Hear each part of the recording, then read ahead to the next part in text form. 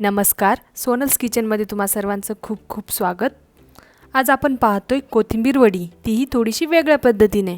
या पद्धतीने बनवलेली कोथिंबीर वडी एकदम खमंग आणि खुसखुशीत अशी होते. चला तर मग सुरू करूया. या ठिकाणी आपण एक जुडी कोथिंबीरीची चांगली स्वच्छ करून घेतली आहे. कोथिंबीर वडीसाठी आपल्याला कोवळी कोथिंबीर हवी आहे. या ठिकाणी आपण कोवळे देठही घेऊ शकतो. ही कोथिंबीर आता स्वच्छ धुवायची आणि एका चाळणीमध्ये पाणी निथळण्यासाठी ठेवायची. साधारणतः 10 मिनिट या चाळणीमध्ये अशीच पाणी निथळू द्यायची आहे. कोथिंबीर वड्या बनवताना कोथिंबीरमधलं पाणी हे पूर्ण निथळून घेणं गरजेचं आहे. पाणी निथळलेली कोथिंबीर आता आपण बारीक कापून घेणार आहोत. कोथिंबीर धुतल्यानंतर लगेचच चिरायला घेतल्यावर त्याचा डार्क असा हिरवा कलर येतो, त्यामुळे आपल्याला थोडंसं पाणी निथळू द्यायचे, मगच कापायला घ्यायची आहे. यामुळे काय होतं, आपली कोथिंबीर आहे तशीच हिरवी राहते. या ठिकाणी आपली सर्व कोथिंबीर बारीक अशी कापून झालेली आहे. आता आपल्याला कोथिंबीर वडीसाठी वाटण बनवायचे. त्यासाठी 5-6 लसणाच्या पाकळ्या घेतल्यात, थोडंसं आलं, 4 हिरव्या मिरच्या तुमच्या आवडीनुसार कमी जास्त करू शकता. आता हे वाटण आपल्याला मिक्सरमध्ये पाणी न घालता बारीक करून घ्यायचे. आता एका भांड्यामध्ये 250 ग्रॅम बेसन पीठ घ्यायचे. बेसन पिठाचं प्रमाण हे कोथिंबीर बारीक कापल्यानंतर एका भांड्यामध्ये काढायची आणि त्याच भांड्याने आपल्याला बेसन पीठ मोजून घ्यायचे. अगदी 3-4 चमचे फक्त कमी बेसन पीठ घ्यायचे. चवीनुसार मीठ घालून घेऊया. अर्धा चमचा हळद, 1 चमचा ओवा.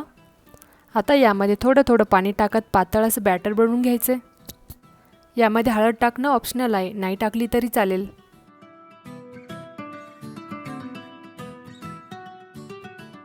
या ठिकाणी आपलं पातळ असं बॅटर तयार आहे. तुम्ही याची कन्सिस्टन्सी बघू शकता. फोडणीसाठी आपण एक कढाईही गरम करून घेतली. त्यामध्ये 2 चमचे तेल टाकायचे.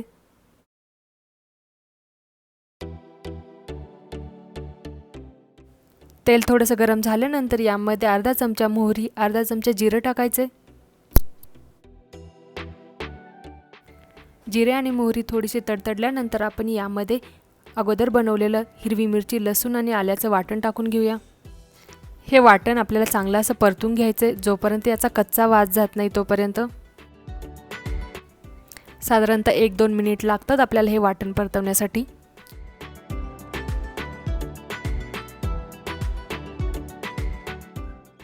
वाटण हे चांगलं परतलं की यामध्ये आपण टाकायची बारीक कापलेली कोथिंबीर. कोथिंबीर ही वाटणामध्ये चांगली अशी मिक्स करून घ्यायची आहे.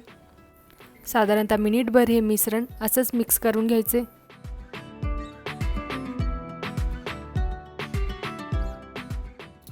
मिनिटभर हे मिश्रण चांगलं असं मिक्स केल्यानंतर यामध्ये आपण बेसन पिठाचं बॅटर टाकून घेऊया.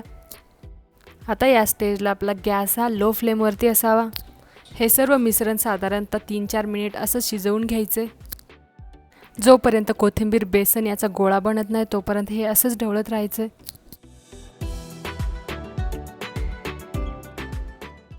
आता हे मिश्रण चांगलं असं शिजत आलेले आहे आणि याचा गोळा बनत चालला आहे. जर तुमच्या बेसन पिठामध्ये जास्त पाणी झालं असेल तेही पाणी आपण या कोथिंबीरमध्ये असंच शिजवून घ्यायचे. मिश्रणाचा घट्ट गोळा बनत आला की गॅस लगेचच बंद करावा. आता हे मिश्रण आपल्याला एका ताटामध्ये काढून सेट होण्यासाठी ठेवायचे. एक ताट घेऊन त्याला सर्व साईडने तेल लावायचे, जेणेकरून वड्या या ताटाला चिटकणार नाही. अगदी सहजरित्या आपल्याला ताटातून काढता येतील. आता हे गरम मिश्रण लगेचच आपल्याला ताटामध्ये ओतून घ्यायचे. मिश्रण हे खूप गरम असल्यामुळे आपल्याला सुरुवातीला चमच्यानेच हे सेट करून घ्यायचे. 1-2 मिनिटांनी मिश्रण थंड झाल्यानंतर आपल्याला हाताने हे सेट करून घ्यायचे.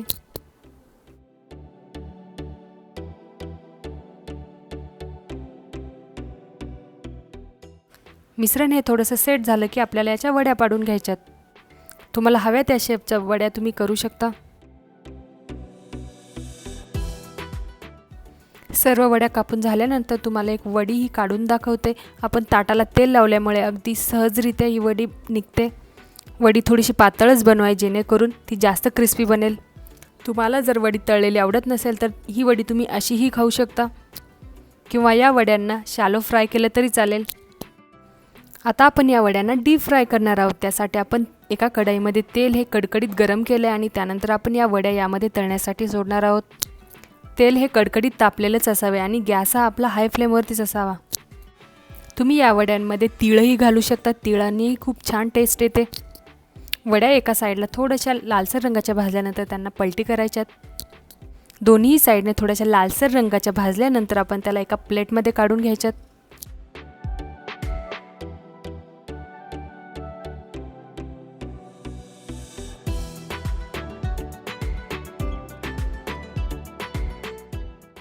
वड्यांची एक बॅच तळून झाल्यानंतर दुसरी बॅचही आपण लगेचच तळण्यासाठी सोडणार आहोत.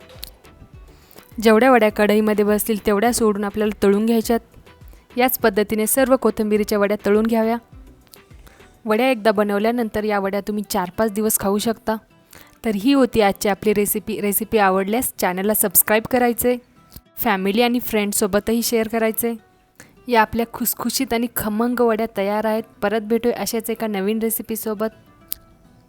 थँक्यू.